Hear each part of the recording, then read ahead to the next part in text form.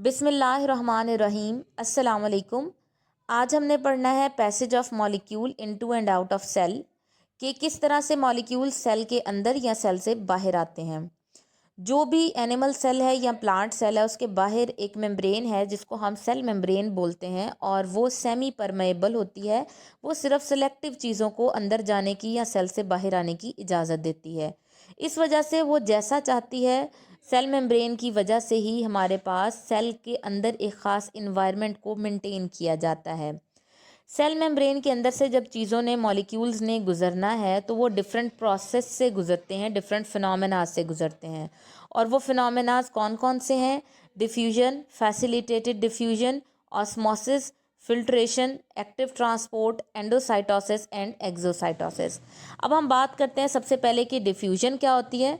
Diffusion उस phenomena को कहते हैं कि जब मॉलिक्यूल एक हायर कंसंट्रेशन वाले एरिया से लोअर कंसंट्रेशन वाले एरिया में मूव कर जाएं। इसको हम बोलते हैं अलोंग दी कंसंट्रेशन ग्रेडियंट। इसमें अब मैं आपको एक सबसे कॉमन एग्जांपल देती हूँ समझने के लिए कि अगर एक हॉल है या एक रूम है, उसके एक कॉर्नर पे अगर आप कोई भी रूम फ्रेशनर या बॉडी स्प्रे कुछ भी स्प्रे करते हैं तो आहिस्ता आहिस्ता उसकी जो खुशबू है वो पूरे कमरे में फैल जाती है। तो क्या हुआ कि जिस कोने में उसको स्प्रे किया गया वहाँ पर उसके जो परफ्यूम है या एयर फ्रेशनर है उसके मॉलिक्यूल्स की तादाद ज़्यादा थी। वो आहिस्ता आहिस्ता उस एरिया में मूव कर गए जहाँ उनकी तादाद कम थी और करते करते वो यूनिफॉर्मली एक तरतीब से पूरे कमरे में फैल गए और पूरे कमरे में खुशबू आने लगी। ये आपके पास एक कॉमन एग्जाम्पल थी डिफ्यूजन की। यहाँ पे आपको सेकंड पैराग्राफ में ये बताया है कि कोई भी सब्सटेंस हो, चाहे वो सॉलिड है, लिक्विड है या गैस है, उसके मॉलिक्यूल्स कॉन्टीन्यूसली मोशन में होते हैं, मूवमेंट में होते हैं। और ये मॉलिक्यूल्स हमेशा मूव करते हैं हायर कंसंट्रेशन से लो कंसंट्रेशन की तरफ। लेकिन कुछ मॉलिक्यूल्स ऐसे भी हैं, कुछ ऐसे सब्सटेंस भी हैं जिनके मॉलिक्यूल्स जो हैं वो लो कंसंट्रेशन से हाई कंसंट्रेशन की तरफ मूव करते हैं, लेकिन वो बहुत कम है। ज़्यादातर जो हमारे पास ओवरऑल है, हमारे पास जितने भी मॉलिक्यूल हैं वो हाई कंसंट्रेशन से लो कंसंट्रेशन की तरफ मूव करते हैं और एक टाइम के बाद वहाँ पर इक्विलिब्रियम आ जाता है। इक्विलिब्रियम कहते हैं जब हर चीज़ मेंटेन हो जाती है और फिर वो सारे के सारे मॉलिक्यूल्स जितना एरिया होता है वहाँ पर इक्वली डिस्ट्रीब्यूट हो जाते हैं। थर्ड पैराग्राफ में आपको ये बताया गया है कि डिफ्यूजन जो है वो लिविंग ऑर्गेनिजम्स में या लिविंग सेल्स में कहाँ कहाँ पर हो रही होती है। ऑक्सीजन जो हम इनहेल कर रहे होते हैं, कार्बन डाइऑक्साइड जो हम एक्सेल कर रहे होते हैं, खाने के ज़रिए जो हम ग्लूकोज ले रहे होते हैं, ये सब चीज़ें सेल तक पहुंचती हैं या सेल से बाहर आती हैं क्रॉस दी सेल मेम्ब्रेन, और वो डिफ्यूजन के प्रोसेस से ही हो रही होती हैं। इसके अलावा जो गिल्स हैं या फिर लंग्स हैं, फिशेस में गिल्स होती हैं और ह्यूमंस में और बाकी सब एनिमल्स में लंग्स होते हैं जहाँ से हम गैसेस को एक्सचेंज करते हैं।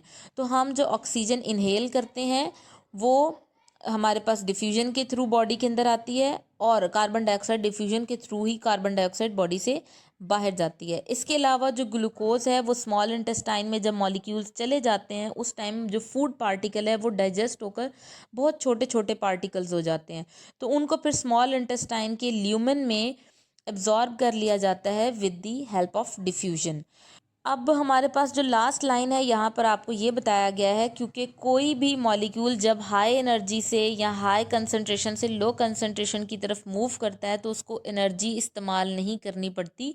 इसलिए इस तरह की जो ट्रांसपोर्ट है, इस तरह की जो मूवमेंट है, उसको हम एक्टिव ट्रांसपोर्ट कहते हैं। जो आपको ऊपर भी बताया कि कुछ मॉलिक्यूल्स लो कंसंट्रेशन से हाई की तरफ जाते हैं, बिल्कुल उलट डिफ्यूजन के चलते हैं, तो उनको हम बोलते हैं active transport. Diffusion passive transport है और डिफ्यूजन के उलट जो है वो उसको हम एक्टिव ट्रांसपोर्ट कहते हैं। अब हम चलते हैं अपने नेक्स्ट टॉपिक की तरफ, फैसिलिटेटेड डिफ्यूजन। बहुत सारे मॉलिक्यूल्स जो हैं वो सेल मेम्ब्रेन के अंदर से गुजर नहीं पाते क्योंकि उनका साइज़ या तो बहुत बड़ा होता है या फिर उनके ऊपर कोई चार्ज होता है, पॉजिटिव या नेगेटिव, जिसकी वजह से सेल मेम्ब्रेन उनको अलाउ नहीं करती है कि वो उसको क्रॉस करें।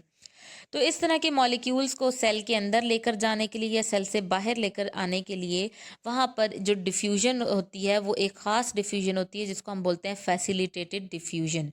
इस तरह की डिफ्यूजन में एक ट्रांसपोर्ट प्रोटीन होती है जो सेल मेम्ब्रेन के अंदर मौजूद होती है। मॉलिक्यूल जो है वो सेल मेम्ब्रेन के अंदर से गुजरने के बजाय उस ट्रांसपोर्ट प्रोटीन के पास जाते हैं और वो ट्रांसपोर्ट प्रोटीन उनको सेल के अंदर या फिर सेल से बाहर लेकर जाती है। जो फैसिलिटेटेड डिफ्यूजन का रेट है वो ज़्यादा होता है as compare to simple diffusion. अगर हम इन दोनों की डायग्राम से समझने की कोशिश करें तो यहाँ पर आप डायग्राम देख सकते हैं कि ये जो ब्लू कलर के मॉलिक्यूल्स हैं ये आसानी बग़ैर किसी चीज़ की मदद के सेल के अंदर से सेल के बाहर भी जा रहे हैं और ये ऑपोजिट डायरेक्शन में भी जा सकते हैं। लेकिन जो फैसिलिटेटेड डिफ्यूजन है, अब ये यहाँ पर जो आपको पिंक कलर के स्टार्स दिखाए गए हैं, ये बेसिकली सेल मेम्ब्रेन में से गुजर नहीं सकते। तो अब यहाँ पर जो येलो कलर की है ये ट्रांसपोर्ट प्रोटीन है। ये मॉलिक्यूल जो सेल मेम्ब्रेन में से नहीं गुजर सकते वो ट्रांसपोर्ट प्रोटीन के पास जाएंगे और ट्रांसपोर्ट प्रोटीन वो इनको आगे ट्रांसपोर्ट करती है। ये आपके पास दोनों तरह की डिफ्यूजन थी, सादी डिफ्यूजन भी और फैसिलिटेटेड डिफ्यूजन भी। अब हम मूव करते हैं अपने नेक्स्ट टॉपिक की तरफ जो कि है ऑस्मोसिस। ऑस्मोसिस हम वर्ड यूज़ करते हैं जब भी पानी की ट्रांसपोर्ट का हम जिक्र करें। पानी के अलावा कोई भी मॉलिक्यूल सेल मेम्ब्रेन के क्रॉस मूव करेगा तो उसको हम कहते हैं डिफ्यूजन या फिर फैसिलिटेटेड डिफ्यूजन। लेकिन जब पानी मूव करता है सेल मेम्ब्रेन के क्रॉस तो उसको हम बोलते हैं ऑस्मोसिस। फर्स्ट 2 लाइंस में आपके पास ऑस्मोसिस की डेफिनेशन है। ये नीचे आप डायग्राम देखें तो यहाँ पर ब्लू कलर्स के जो जितने भी डॉट्स हैं ये वाटर मॉलिक्यूल को रिप्रेजेंट कर रहे हैं और जो पिंक कलर के बड़े वाले बॉल्स हैं ये शुगर मॉलिक्यूल को रिप्रेजेंट कर रहे हैं। तो हमारे पास आपको नीचे डायग्राम भी साथ साथ देखते जाएं। हमारे पास जो ऑस्मोसिस है वो 3 तरह के सॉल्यूशंस बनाती है, hypertonic, hypotonic and isotonic. Hyper का मतलब होता है हाई क्वांटिटी, ज़्यादा कंसंट्रेशन। हाइपो का मतलब होता है लेस कंसंट्रेशन और आइसो का मतलब होता है सेम। हाइपर, अब आप नीचे जो बिल्कुल अपने लेफ़्ट साइड पर देखें तो जो बॉक्स शो हो रहा है उसका हाफ साइड देखें तो पिंक मॉलिक्यूल ज़्यादा है, मतलब शुगर ज़्यादा है और पानी कम है। तो इस तरह की सॉल्यूशन जिसमें सोल्यूट ज़्यादा हो उसको हम हाइपरटोनिक बोलते हैं। और सेकंड पोर्शन देखें तो इसमें यहाँ पर जो पिंक मॉलिक्यूल्स हैं वो कम हैं और वाटर के मॉलिक्यूल्स ज़्यादा हैं। तो इस तरह के सॉल्यूशन में जहाँ पर सोल्यूट कम है और वाटर ज़्यादा है इसको हम बोलते हैं हाइपोटोनिक सॉल्यूशन। और फिर जो यहाँ पे आप आगे देखें ये जो आपको बॉक्स शो किया गया है इसमें वाटर के मॉलिक्यूल्स और शुगर के मॉलिक्यूल्स की ऑलमोस्ट कंसंट्रेशन बिल्कुल सेम है। तो इस तरह का सॉल्यूशन जिसमें हमारे पास सोल्यूट वाटर और शुगर दोनों की कंसंट्रेशन सेम हो उसको हम लोग आइसोटोनिक सॉल्यूशन कहते हैं। ये आपका आज का लेक्चर था। होपफुली आपको इस लेक्चर में कोई कन्फ्यूजन नहीं होगी और अगर आपको कोई कन्फ्यूजन है तो आप कमेंट सेक्शन में बता सकते हैं। इस वीडियो को लाइक करना और कमेंट करना ना भूलें। मज़ीद इस तरह की वीडियोस के लिए इस चैनल को सब्सक्राइब करें। नेक्स्ट वीडियो के साथ मिलते हैं, तब तक के लिए अल्लाह हाफ़िज़।